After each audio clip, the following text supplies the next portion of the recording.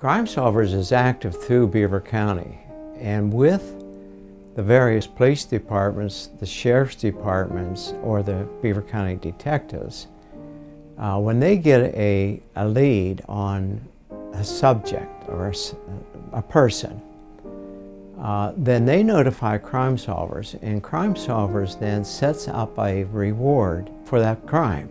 You know, the smaller the crime, the smaller the reward, the larger the crime, the larger the reward, and we always pay cash. So what happens is when somebody calls in and says, I seen a purse snatching, and we said, where at, and can you identify the subject?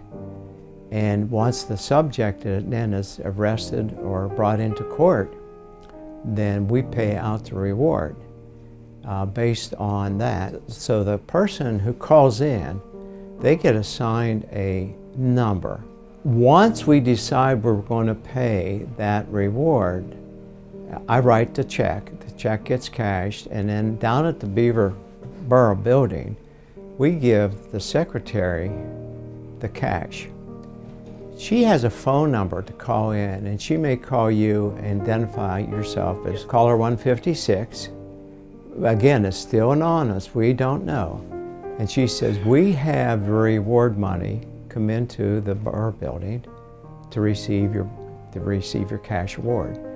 When she comes in and she says, I'm caller 156, they get invited into the borough building, and they have to fill out a very brief form. And then they get their cash and they're on their way. But the only way we ever get any cash is through donations.